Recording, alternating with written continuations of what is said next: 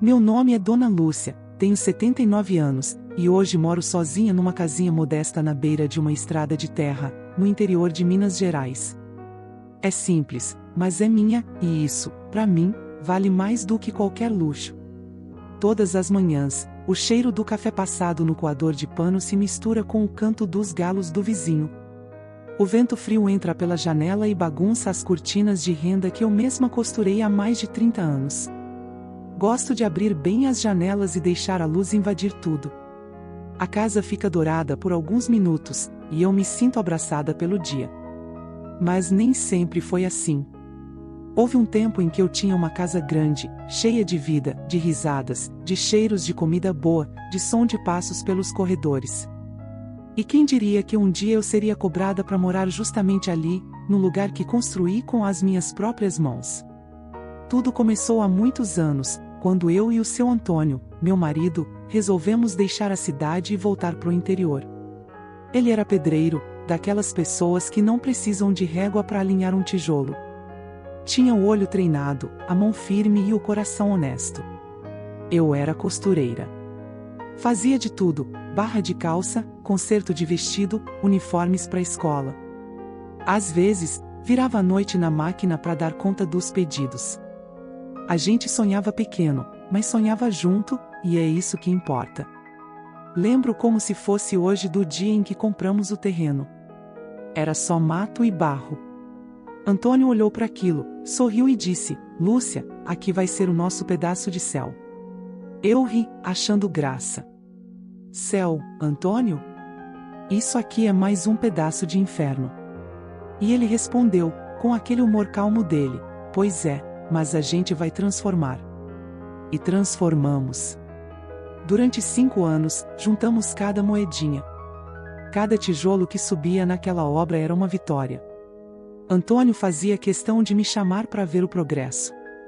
"Lúcia, olha só, o quarto das meninas já tá com parede." Ele dizia, com o rosto suado e os olhos brilhando. Eu levava um copo de suco e ficava ali, observando o sol batendo na massa fresca, sentindo o cheiro da terra molhada. Parecia que cada martelada era um batimento do coração da nossa vida nova. Quando enfim terminamos, a sensação era de milagre. A casa era simples, 2 salas, uma cozinha grande, 3 quartos e uma varanda que Antônio mesmo desenhou, com colunas de cimento e floreiras nas bordas. Mas era o nosso lar. A cozinha cheirava a alho e cebola fritando, o quintal tinha roseiras que eu cuidava com carinho, e o fogão a lenha nunca ficava frio. Tínhamos 2 filhas, Márcia, a mais velha, esperta e mandona, e Eliane, doce, sonhadora. As 2 enchiam a casa de barulho. Às vezes, Antônio sentava na varanda à tardinha, com a enxada encostada na parede, e dizia: "Se eu morrer amanhã, já posso ir em paz. Deixei um teto para minha família." E ele foi mesmo. De repente. Num domingo de sol, quando a vida parecia mais tranquila. Um infarto fulminante, sem aviso, sem despedida. A dor foi tão grande que parecia que o chão tinha se partido ao meio. Por semanas, o silêncio da casa me engolia. Eu acordava e esperava ouvir o som do rádio dele na cozinha, o barulho da colher mexendo o café, mas tudo o que vinha era o vazio. As meninas ainda eram jovens, Márcia com 18, Eliane com 15, e eu precisei engolir o choro para ser forte por elas. O tempo foi passando devagar, feito rio preguiçoso. A dor nunca foi embora, só aprendeu a se esconder. Márcia cresceu, se casou com um rapaz de boa família, o Rogério, e Eliane foi para São Paulo tentar a vida.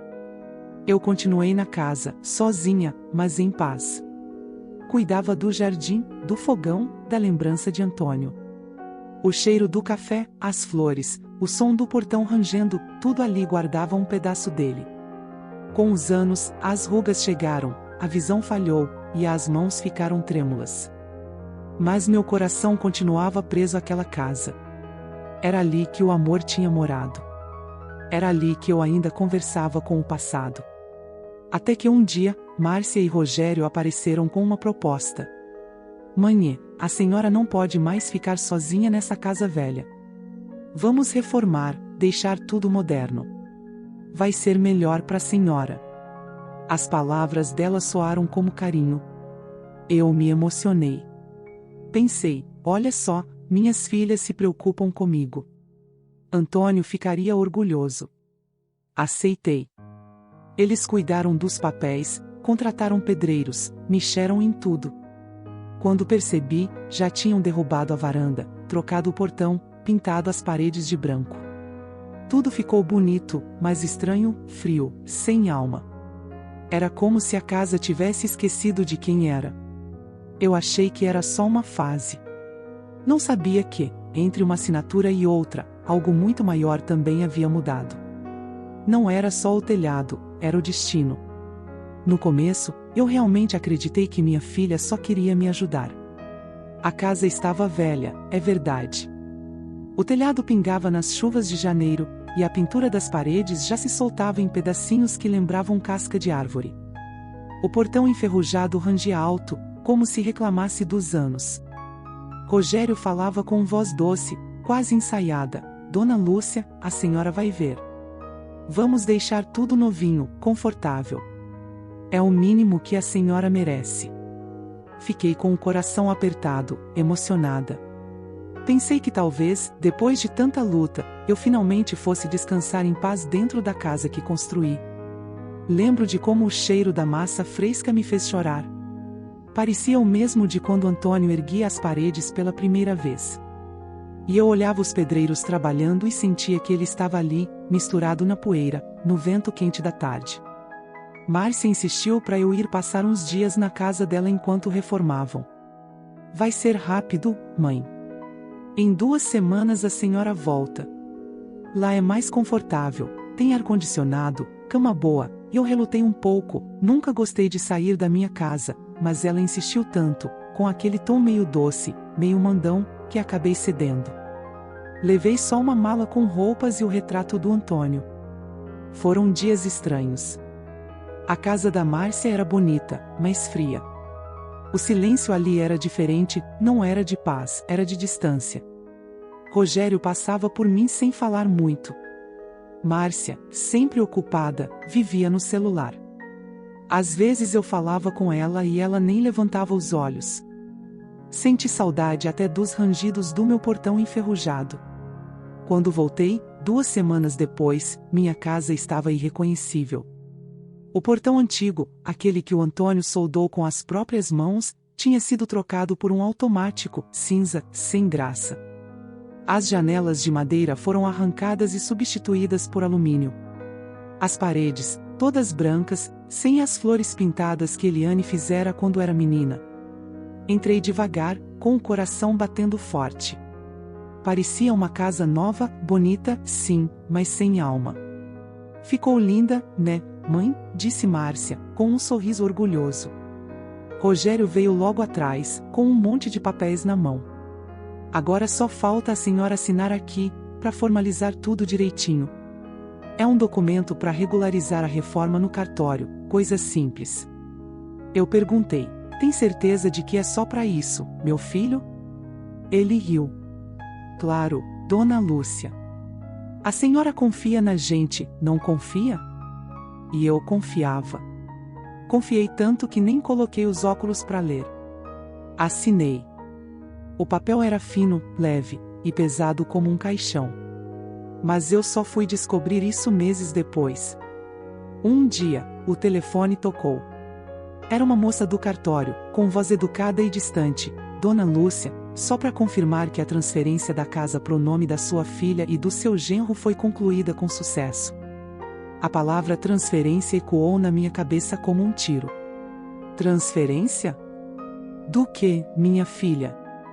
E ela, sem saber o que estava fazendo comigo, respondeu calma, da propriedade, senhora. A casa agora está registrada em nome da sua filha Márcia e do seu genro Rogério. Larguei o telefone e sentei na cadeira. Senti as pernas amolecerem, o coração disparar. Olhei para a parede branca, para a janela fria, e percebi, aquela casa não era mais minha. Nem no papel, nem na vida. Chorei em silêncio. O tipo de choro que não sai pelos olhos, mas pelo peito.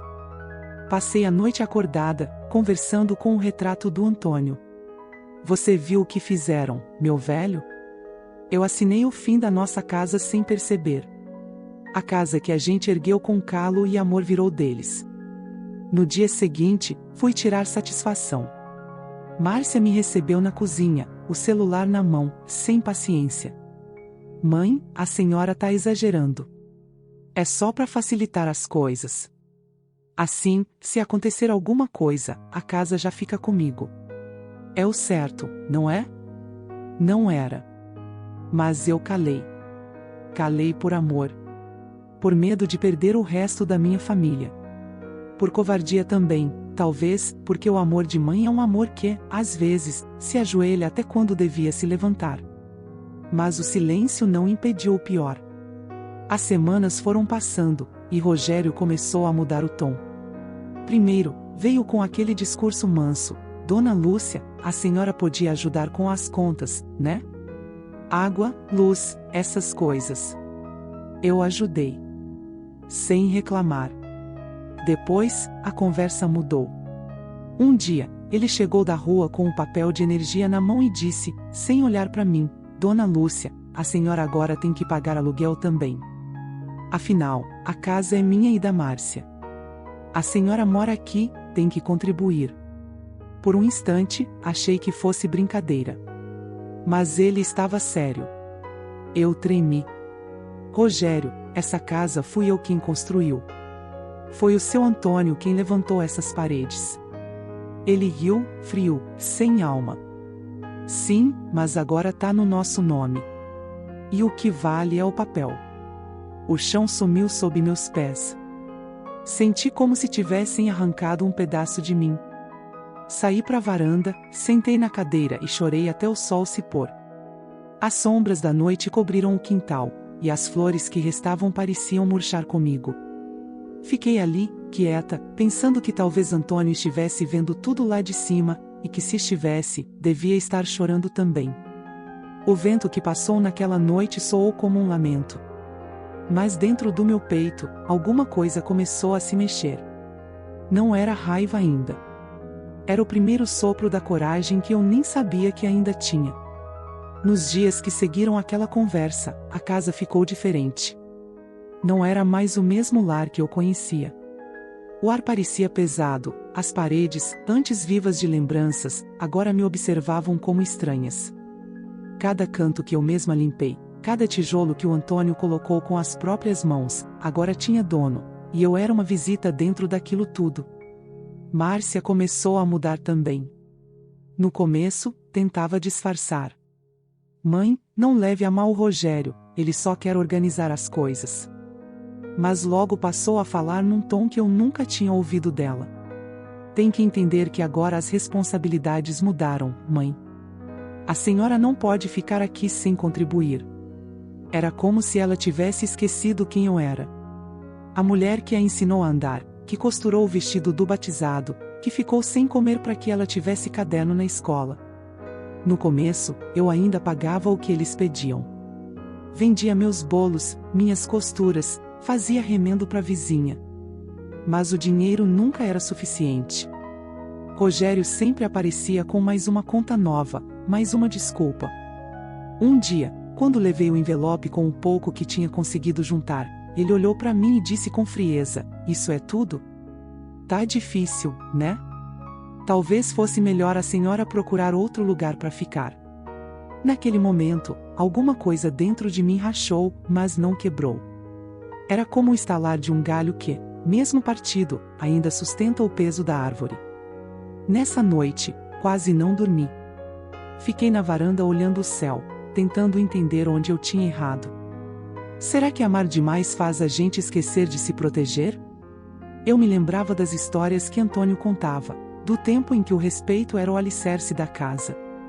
Quem não honra pai e mãe, filha, perde a bênção da vida. As palavras dele ecoavam na minha cabeça.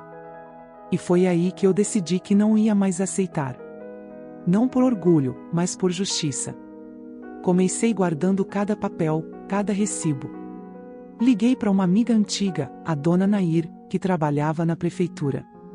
Expliquei o que aconteceu, com vergonha, tremendo. Ela ficou em silêncio por uns segundos e depois disse: Lúcia, não é justo. Você pode não ter o nome mais no papel, mas tem a história.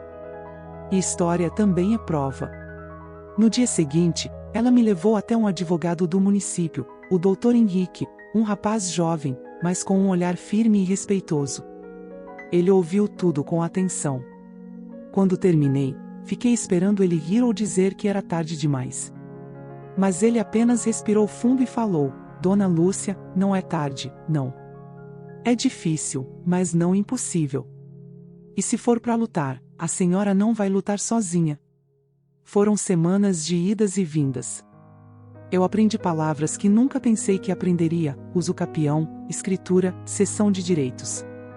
Cada termo era um mundo novo, confuso, mas cada explicação do doutor era uma fagulha de esperança. Enquanto isso, dentro de casa, o clima piorava. Márcia e Rogério começaram a me tratar como peso. Rogério quase não me dirigia a palavra. Um dia, cheguei da rua e encontrei minha cama desmontada, encostada no corredor. Perguntei o que tinha acontecido. Márcia, com a voz fria, respondeu: Vamos reformar o quarto, mãe. Por enquanto a senhora pode dormir no sofá. No sofá. Na minha casa. No mesmo lugar onde eu ninava minha filha quando ela tinha febre. Deitei ali e chorei baixo, escondida no escuro. Mas no meio do choro, veio uma lembrança bonita. Antônio, coberto de cimento e suor, segurando minha mão e dizendo: Lúcia, a casa é só tijolo. O que faz dela um lar é quem não desiste. Essas palavras me deram força.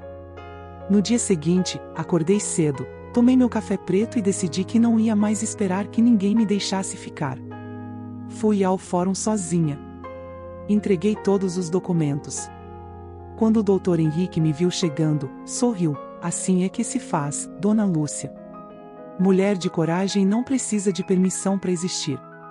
Começou então o processo. Rogério ficou furioso quando recebeu a notificação. Vai nos processar, Dona Lúcia? A própria filha? E eu respondi, sem tremer: Não é contra vocês, é a favor de mim. Pela primeira vez. Márcia chorou, gritou, disse que eu estava sendo ingrata. Mas, no fundo, acho que ela sabia que não era verdade. O tempo que se gasta amando os outros demais cobra o preço da nossa própria dignidade, e eu já tinha pago caro demais. Os meses seguintes foram duros. Eu dormia pouco, comia pouco, mas mantinha o coração firme. Enquanto o processo corria, comecei a voltar a costurar. Não por necessidade, mas por lembrança. Cada ponto que eu dava era um passo para me reerguer. Costurei cortinas novas, uma colcha florida, um vestido azul que usei no dia da audiência. Naquele dia, quando entrei no fórum, senti o peso dos anos nos ombros e a leveza da coragem no peito. O juiz era um homem de meia idade, com voz calma. Ouviu cada lado com paciência. Quando chegou a minha vez, falei o que nunca tinha conseguido dizer antes: Excelência, eu não quero tirar nada de ninguém. Só quero de volta o que construí com amor. Essa casa tem o suor do meu marido e as minhas lágrimas misturadas no cimento. O silêncio que seguiu foi absoluto. Márcia abaixou a cabeça. Rogério me olhava com raiva, mas por trás da raiva havia medo. O juiz apenas disse: Entendido. Vamos analisar tudo com atenção. Saí dali cansada, mas leve. Pela primeira vez em muito tempo, dormi em paz. Os meses que se seguiram à audiência foram tensos. A casa que antes parecia fria e hostil começou a se transformar novamente em lar, mas dessa vez, com minhas próprias mãos. Enquanto esperava a decisão do juiz, eu aproveitava cada instante para restaurar a cozinha, limpar o quintal, organizar os armários. Era um processo lento, mas cada canto limpo me lembrava: ninguém pode roubar a nossa história. Márcia e Rogério tentaram resistir até o último momento. Mandaram cartas, mensagens, ligaram reclamando, ameaçando. Mas, ao mesmo tempo, percebi algo curioso: o que mais me doía em silêncio estava se revelando para eles. O desprezo, a indiferença, tudo começou a se voltar contra eles. O comportamento frio deles parecia menor, mais pequeno diante da minha persistência. Chegou o dia em que o juiz leu a sentença. Respirei fundo, segurando a mão de Dona Nair, que me acompanhava desde o início. Ele disse: considerando a documentação apresentada e o tempo de posse da autora, bem como o esforço e investimentos comprovados na propriedade, reconheço o direito de permanência da senhora Lúcia nesta residência. A obrigação de pagamento de aluguel não se aplica. Meu coração disparou. Era o final de um pesadelo que durava meses, talvez anos. Márcia começou a chorar. Rogério, incrédulo, apenas olhava. Eu não sentia raiva, só alívio, uma paz que há muito não experimentava. Voltei para casa naquele dia como se fosse a primeira vez a entrar nela. O cheiro do pão assando na cozinha me trouxe lembranças de tantos anos. Parei diante da sala e percebi o quanto cada detalhe tinha sentido: o sofá, a poltrona desgastada pelo tempo, os quadros na parede. Tudo ainda me pertencia. Nos dias seguintes, minha rotina mudou, mas de uma forma que eu nunca imaginei ser possível. Voltei a me dedicar à costura, aos bolos, às visitas aos vizinhos. O telefone tocava mais, as pessoas vinham me visitar, ouvir minhas histórias, aprender com o que eu passei. Era como se minha dor tivesse se transformado em inspiração para outros. Márcia e Rogério continuaram morando ali, mas a relação mudou. Não voltei a confiar cegamente, mas comecei a entender que o amor às vezes precisa de limites. Não se trata de punir os filhos, mas de proteger a própria vida. E, por incrível que pareça, aos poucos, a tensão diminuiu. Eles aprenderam que a casa não é um poder sobre mim, é meu direito. Uma tarde, sentei-me na varanda, olhando o pôr do sol. Respirei o ar quente e senti cada memória dançando com o vento. Pensei em Antônio, no que ele me ensinou sobre trabalho, coragem e dignidade. E sorri, porque percebi que, apesar da dor, eu não estava sozinha. A história da minha vida, a luta por respeito, a força de continuar, tudo isso me lembrava que a idade não apaga a vontade de lutar. Minha casa voltou a ser meu refúgio. Não porque os filhos se desculparam, mas porque eu reivindiquei meu lugar com honestidade e determinação. Cada tijolo, cada parede, cada canto que eu mesma construí agora tinha um valor imensurável. Não era só um lar físico, era prova de que uma mulher, mesmo cansada e magoada, pode recuperar o que é seu por direito. E assim, entre costuras, bolos e lembranças, aprendi que a vida pode ser dura, mas também justa. Que a coragem nasce quando a dor é grande demais para ser ignorada. E que, mesmo quando parece que tudo foi perdido, ainda é possível reescrever nossa própria história. Dona Lúcia sorriu para o céu naquela tarde. Havia um brilho nos olhos que não existia antes. O lar estava seguro, o coração estava seguro. E, finalmente, ela podia descansar sabendo que ninguém jamais tiraria dela o lugar que construiu com amor.